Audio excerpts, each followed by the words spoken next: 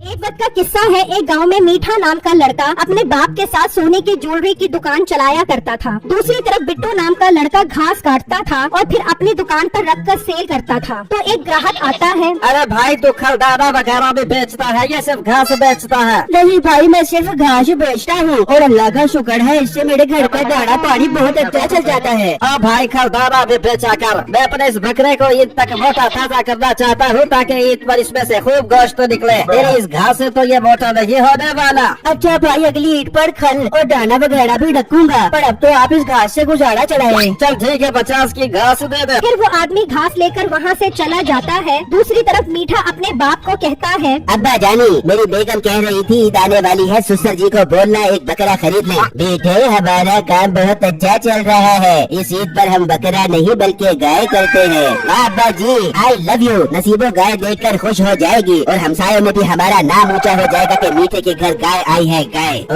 मीठे शर्म कर, कुर्बानी दिखावे के लिए नहीं होती, पता नहीं तुझे कब अकल आएगी।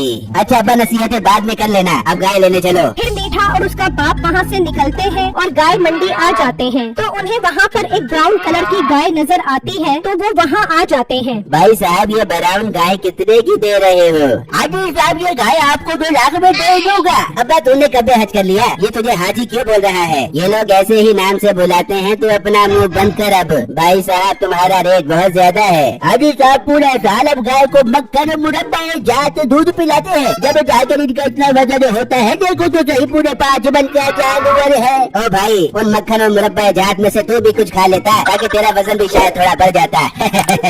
अबे मीठे तो अपना मुंह बंद करेगा या उतारू अपनी चप्पल? भाई मुझे इसके 1 लाख रुपए समझ आते हैं। नहीं हाजी साहब, इतने की तो मेरी खरीद भी नहीं है। आप बड्डी घूम लो, आपको खुद अंदाजा हो जाएगा। फिर वो थोड़ा आगे आते हैं तो एक काले रंग की गाय नजर आती है। अब्बा जी, ये गाय तो बहुत खूबसूरत है, इसे खरीदो किसी भी तरह। चुप कर, उसने सुन लिया तो रेट बढ़ा देगा। हाँ भाई साहब, ये गाय कितने की दे रहे हो? साहब ये गाय आपको 1,80,000 में दूंगा। जनाब ये रेट ज्यादा है, फाइनल बताओ कहाँ तक हो जाएगा?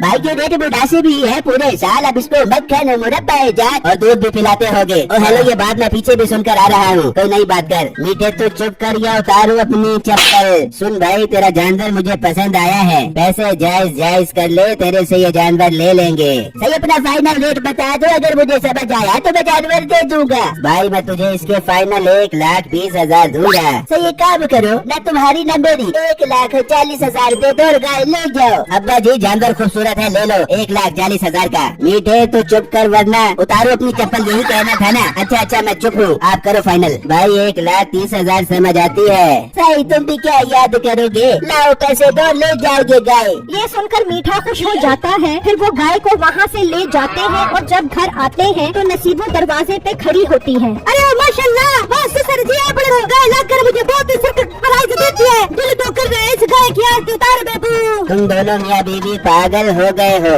गाय की भी भला कोई आरती उतारता है? वहाँ एक आदमी गुजर रहा होता है तो मीठा उसे आवाज देता है, ओए जोनी इधर आ, जरा बात सुन। फिर वो आदमी वहाँ आता है। वाह भाई, गाय तो बहुत ही खूबसूरत है। अरे भाई साहब, माशाल्लाह भी लगाते हैं। मीठे बोले क्यों बुलाया है? यार मैं मंडी घूम घूम कर थक गया हूँ, तो एक काम कर, इस गाय के लिए मोटे बिट्टू से घास तो ला दे। ठीक है मीठे, ला चलता हूँ, जब तो सवाबों का काम है। बल्कि तू एक काम कर, मोटे बिट्टू को कह के घास लेकर मीठे सेठ के घर जाए, वही पैसे मिलेंगे। इसी बहाने वो गरीब हमारी गाय भी देख लेगा। मीठे तो शो किया बाबे से बात बताई। चल ठीक है, मैं उसे गाय से लेकर भेजता हूँ। फिर वो आदमी वहाँ से चला जाता है और बिट्टू की दुकान पर आता है। बिट्टू तुम एक काम करो, घास लेकर मीठे के घर चले जाओ, तुम्हें वही पैसे मिल जाएंगे। ठीक है भाई, मैं भी जाता हूँ। फिर बिट्टू घास लेकर मीठे के घर आ जाता है। सुना मोटे बिट्टू, देखा है तूने इतना मोटा गेंडा जानवर कभी अपनी जिंदगी में? भाई मैंने तो इससे भी मोटे जानवर देखे हैं, लेकिन आपकी गाय माशाल्लाह बहुत खूबसूरत है। अल्लाह आपकी कुर्बानी कबूल करे। आमीन। सुना बेटा, तू इस दफा गाय ले रहा है या ऊँट? भाई ये तो आप मेरा मजाक उड़ा रहे हैं, अल्लाह देगा तो मैं भी कर लूंगा कुर्बानी। किसकी? मुर्गी की।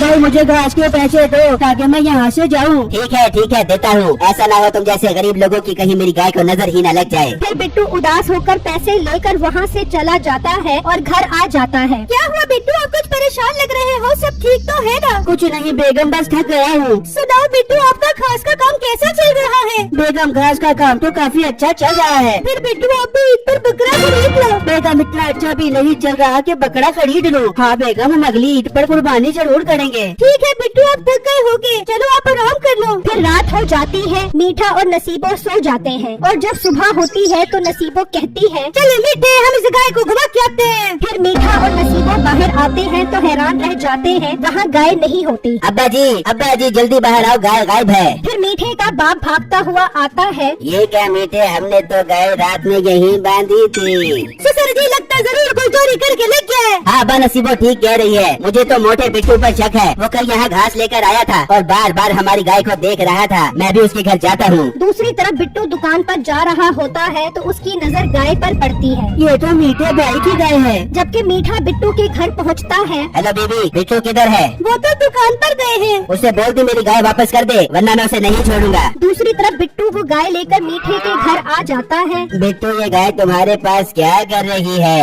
अंकल, मैं दुकान पर जा रहा था तो मुझे आपकी गाय नजर आई। मैं समझ गया कि ये जरूर रस्सी तुड़वा कर यहाँ आई होगी, इसलिए मैं इसे यहाँ ले आया। बिट्टू तुम्हारा बहुत बहुत शुक्रिया। हाँ बिट्टू, तुम्हारा शुक्रिया। तुम तो सच में बहुत ईमानदार हो। तुम चाहते तो इसे बेच भी सकते थे, पर तुमने ऐसा नहीं किया। इतने में मीठा भी घर पहुंच जाता है। देखा ना अब्बा जी, मैंने इसके घर जाकर धमकी लगाई तो ये देखो ले आया ना हमारी गाय को। मीठे का बाप मीठे को जोर का थप्पड़ मारता है और सारी बातें बताता है। अच्छा अंकल, मैं अब चलता हूँ। बेटा एक मिनट, ये बताओ तुम कुर्बानी कर रहे हो? नहीं अंकल, मेरे पास इतने पैसे कहाँ से आए? हाँ अंकल, मैं अगली ईद पर कुर्बानी जरूर करूँगा। बेटा ये लो 30,000, ये तुम्हारी ईमानदारी का इनाम है। तुम भी बकरा लो और कुर्बानी करो। पर अब्बा जी से पैसे तो मत दो। मीठे तू चुप कर, वरना उतारूं क्या अपनी चप्पल। फिर बिट्टू पैसे लेकर खुशी खुशी वहाँ से चला जाता है। मेरी वीडियो को लाइक और मेरे चैनल को सब्सक्राइब कीजिएगा और मुझे कमेंट बॉक्स में जरूर बताइएगा कि आपको मेरी स्टोरी कैसी लगी। शुक्रिया।